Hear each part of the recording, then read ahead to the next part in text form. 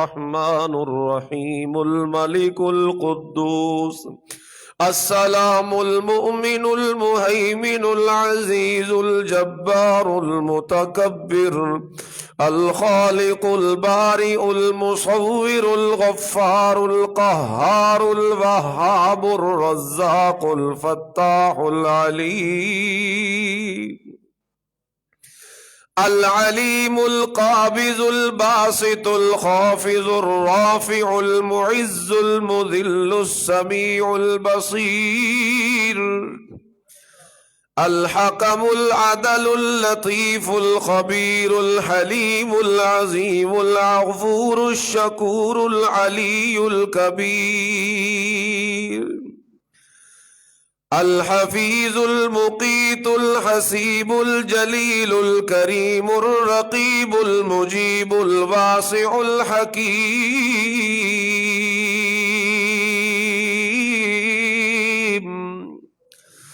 الودود المجيد الباعث الشهيد الحق الوكيل القوي المتين ولي الحميد المحصي المبدئ المعيد المحيي المميت الحي القيوم الواجد الماجد الواحد الأحد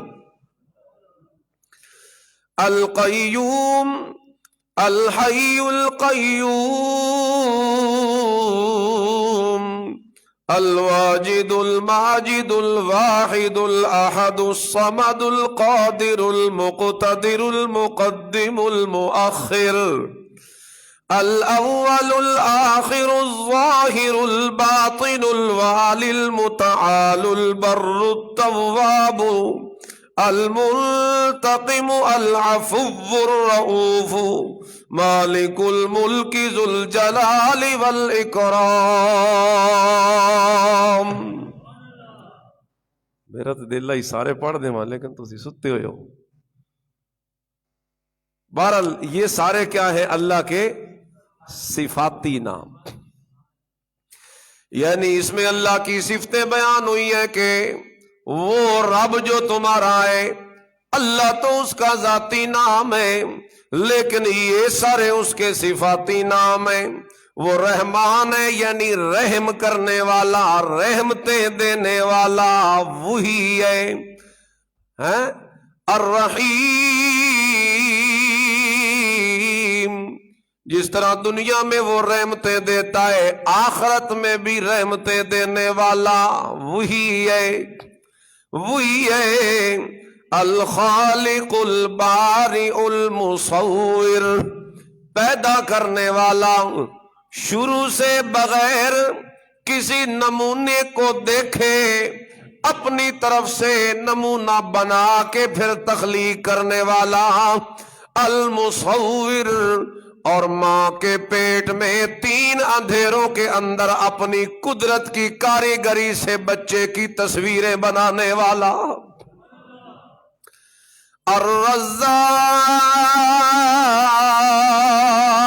الرزاق، وہی ہے روزیوں کے انتظام کرنے والا، چاہے اندر ہو چاہے باہر ہو، چاہے سفر میں ہو حضر میں ہو، پہاڑوں میں ہو پتھروں میں ہو، سمندروں کی تہوں میں ہو، مچھلی کے پیٹ میں ہو، چاہے کوئی جہاں کہیں ہو، ہر کسی کی روزی کے انتظام کرنے والا. یہ بھی اس کا ایک نام ہے اسم ربی کا. یہ سارے نام ہیں تیرے رب کے. المعز المذل، عزت دینے والا اور ذلیل کرنے والا، یہ بھی اسم ربی کا، یہ بھی تیرے رب کا ایک نام ہے. السمیع البصیر، ہر کسی کی ہر زمان و مکان و جہان سے، ہر بولی میں ہر وقت ہر بات کے سن لینے والا، ہر پردے کے پیچھے سن لینے والا. اسم ربی کا یہ بھی تیرے رب کا ایک نام ہے. البصیر، ہر کسی کو ہر جگہ پہ ہر پردے کے پیچھے ہر وقت دیکھتا رہنے والا، نگہبانی کرنے والا، اسم ربی کا یہ بھی تیرے رب کا ایک نام ہے، اللطیف الخبیر الحلیم العظیم الکریم، یہ سارے تیرے رب کے نام ہیں۔ میں کس کس نام کا معنی کروں گا، وقت بڑا تھوڑا ہے، اس لیے یہ سارے اللہ کے نام صفاتی نام ہو گئے اور اللہ اس کا ذاتی نام ہے۔ اب سورۃ الاعلی میں اللہ فرماتے کیا ہے؟ سبح اسم ربک الاعلی،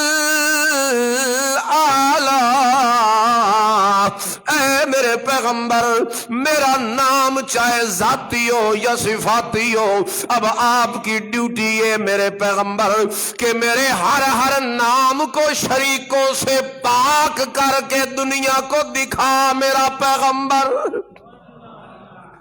سبح اسم ربک الاعلی، مطلب کیا ہو گیا؟ اب یہ پاک کس طرح ہوں گے؟ اگر یوں کہا جائے کہ اللہ بھی رحمان و رحیم ہے اور اس کے علاوہ نبی ولی پیر فقیر چھوٹا بڑا عرشی فرشی زندہ مردہ چھوٹا بڑا کوئی نوری ناری یا کوئی مکی مدنی یا حجازی یا عربی یا عجمی یا کوئی اور بڑا سے بڑے سے بڑا، وہ بھی رحمتیں دے سکتا ہے، وہ بھی برکتیں دے سکتا ہے، وہ بھی ہر جگہ سے سن سکتا ہے، وہ بھی دیکھ سکتا ہے، وہ بھی جان سکتا ہے، وہ بھی روزیوں کے انتظام کر سکتا ہے، وہ بھی ذلیل کر سکتا ہے، وہ بھی عزت دے سکتا ہے، وہ بھی بیڑیاں پار لگا سکتا ہے، وہ بھی کھوٹی قسمتوں کو کھڑا کر سکتا ہے، وہ بھی مشکل کشائیاں کر سکتا ہے، وہ بھی حاجت روائیاں کر سکتا ہے، وہ بھی مقدمے سے رہائیاں دے سکتا ہے، وہ بھی بیماریوں سے شفائیں دے سکتا ہے۔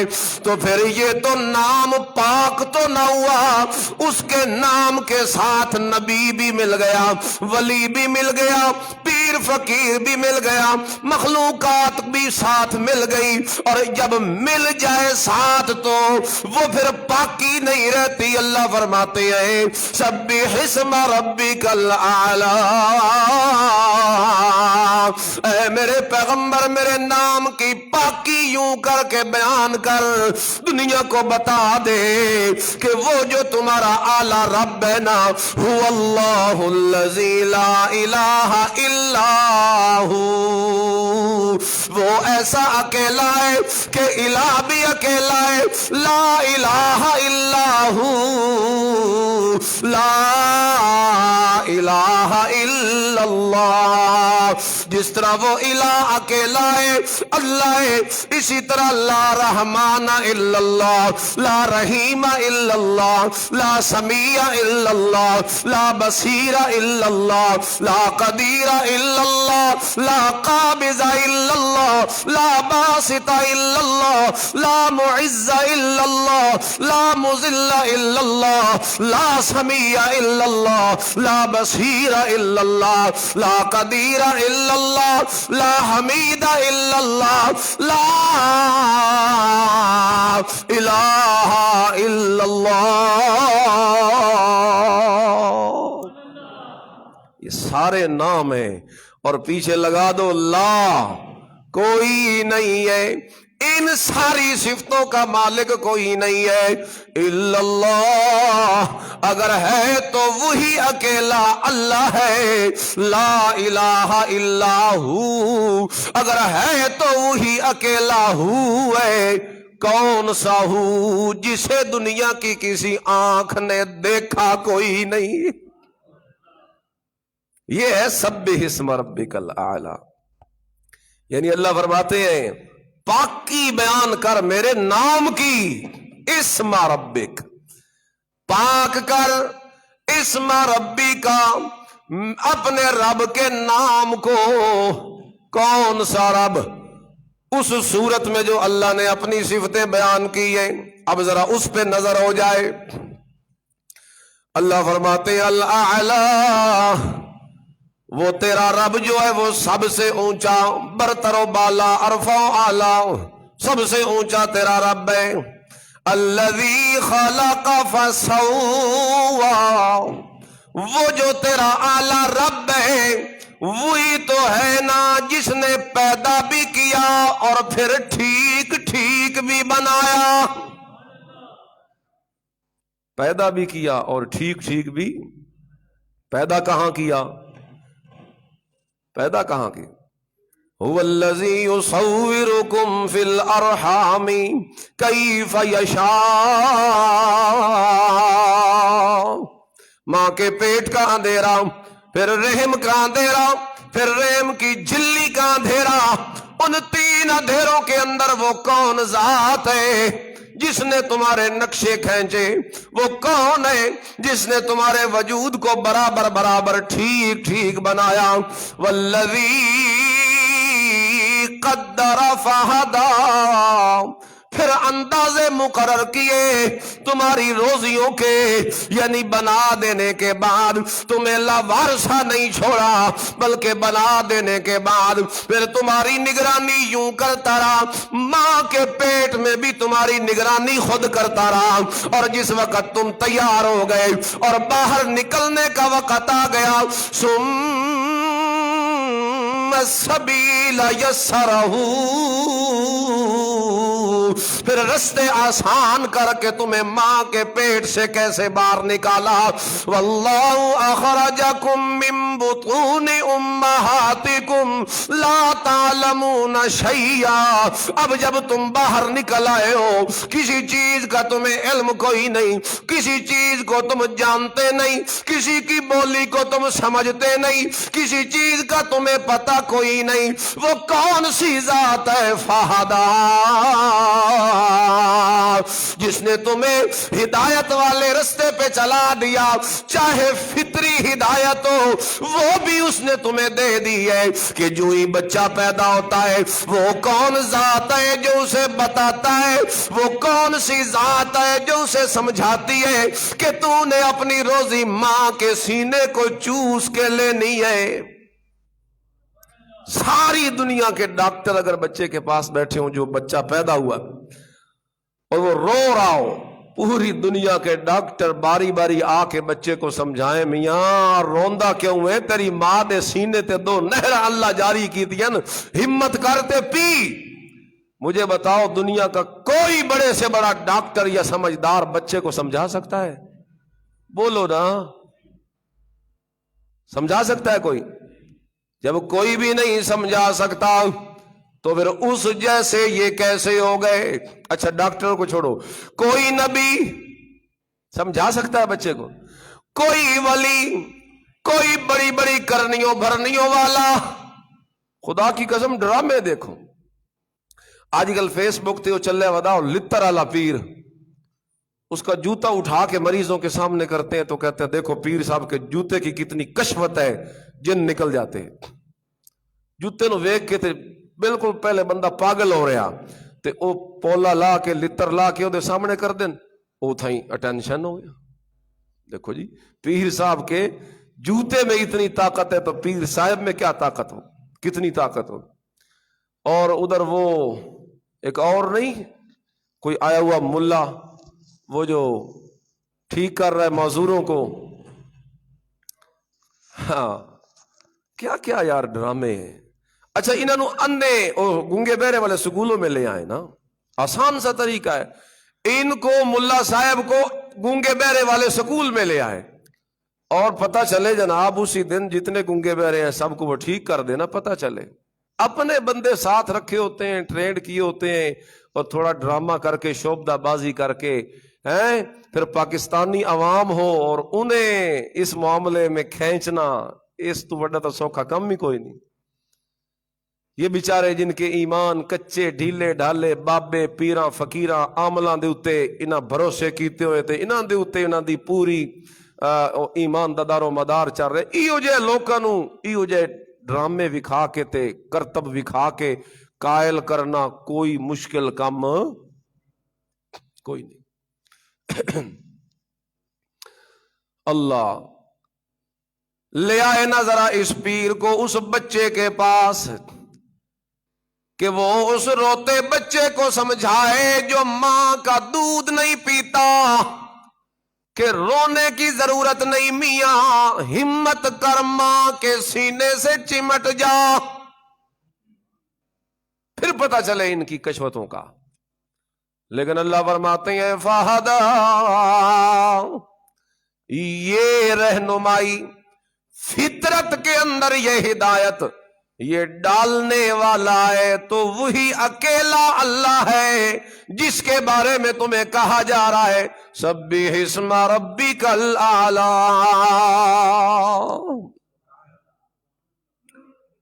اللہ اکبر کبیرہ۔ بہرحال جی اگلی آیت والذی اخرج المرعى، یہاں اللہ نے دو انداز نئے اختیار کیے اپنی توحید کے مسئلے کو سمجھانے کے لیے۔ پہلا انداز اللہ فرماتے ہیں میری توحید کے دو بڑے شعبے۔ کتنے بڑے شعبے ہیں؟ تو مین موضوع کیا ہے؟ توحید، سمجھ رہے ہو؟ مین اوپر موضوع کیا ہے، نیچے اللہ اس کے دو جز بناتا ہے۔ ان دو اجزاء میں اللہ کی توحید بند ہے۔ اگر کوئی چاہے کہ مجھے شارٹ طریقے سے توحید سمجھ آ جائے تو وہ کتنے اجزاء سمجھے؟ دو اجزاء ہیں توحید کے۔ پہلا جز یہ ہے کہ اس کا اختیار اور قدرت کامل ہے، یہ پہلا جز۔ اور دوسرا جز یہ ہے کہ اس کا علم بھی ساری کائنات میں کامل ہے۔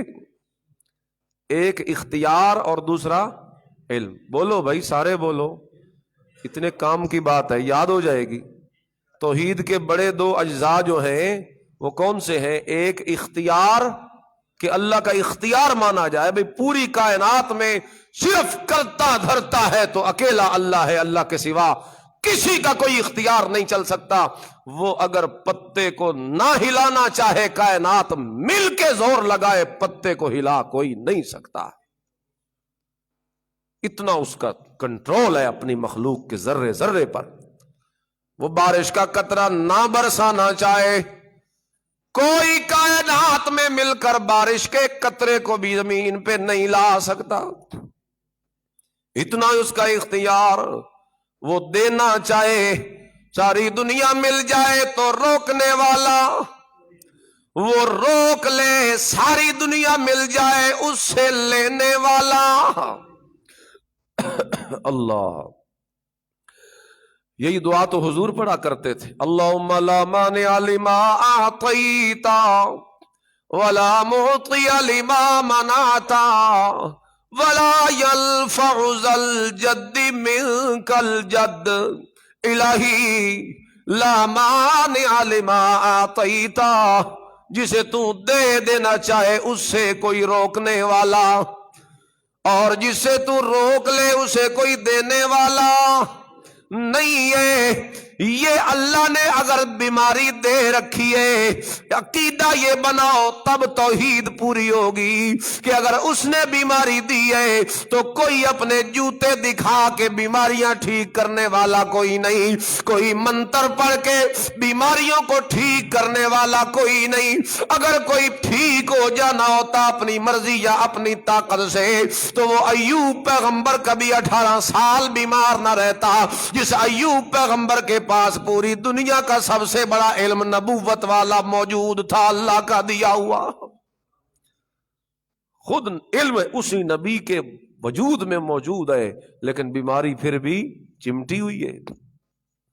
نبی بھی ہے اور مچھلی کے پیٹ میں پھنسا ہوا بھی ہے۔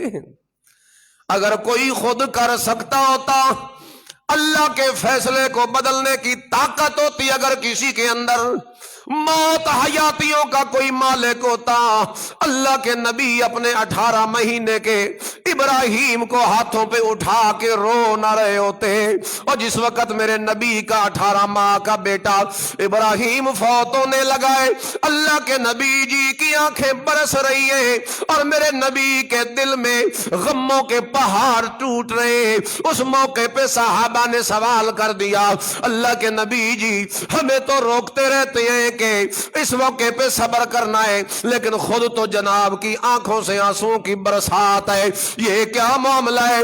اس موقع پہ میرے نبی کریم نے فرمایا، العین تدمع والقلب یحزن لا نقول الا ما یرضی ربنا وانا علی فراقک یا ابراہیم لمحزونون۔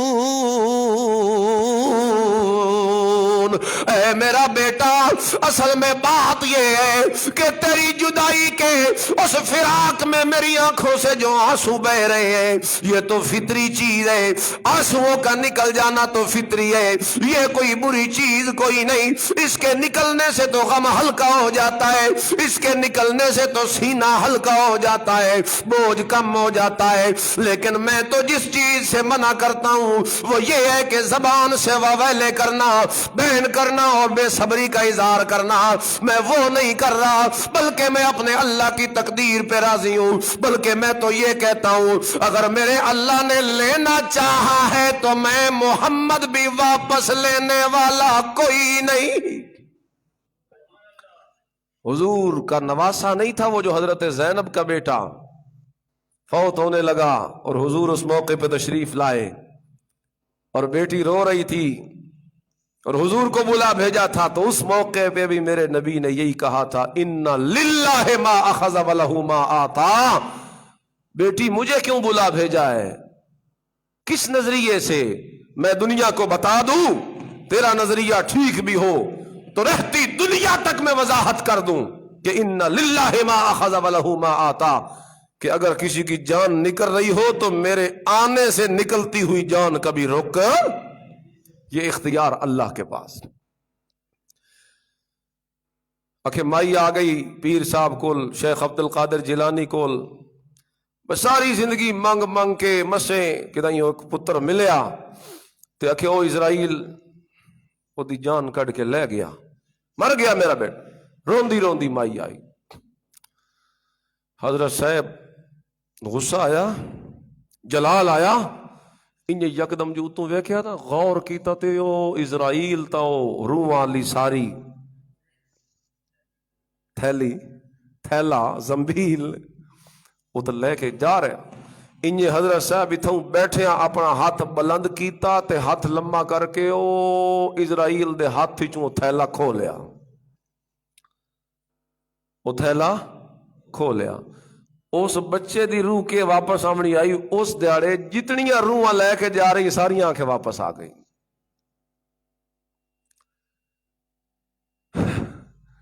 یہ لوگوں کو سنایا جا رہا، اور سورۃ الاعلیٰ کیا کہتی ہے کہ ہر طرح کے اختیارات کا مالک اکیلا۔ اب اللہ نے یہاں پہ کیسے اپنے اختیار کو بیان کیا، اپنی قدرت کا بیان کیسے کیا؟ الذی اخرج المرعى، اللہ فرماتے ہیں وہ جس کے نام کو پاک کرنے کا تجھے حکم دیا ہے میرے پیغمبر، آ ذرا سن اس اللہ کی صفتیں اور اس کی قدرتیں اور اس کے اختیار اور اس کی طاقتیں۔ وہ وہی تو ہے جو نکالتا ہے زمین سے چارے کو۔ اچھا وہ نکالنا بھی تو کتنا عجیب ہے نا، کسان تو دانہ ڈال کے آ گیا، لیکن کون تھا جس نے اندھیروں میں چھپے ہوئے اس دانے کو اپنی رحمت کی مٹھی میں لے لیا ہے، سنبھال لیا، گلنے سڑنے نہیں دیا۔ پھر وہ نکلا جب سخت زمین کا سینہ چیر کے وہ سوئی نکلی، اتنی نرم و نازک سوئی کے 2 انگلیوں کے درمیان رکھو تو مس لی جائے، اتنی نازک اور بے جان لیکن کمال ہے اس اللہ کی قدرت کا کہ اتنی نازک سوئی اتنی سخت زمین کا سینہ چیر کے باہر نکل آتی ہے۔ اللہ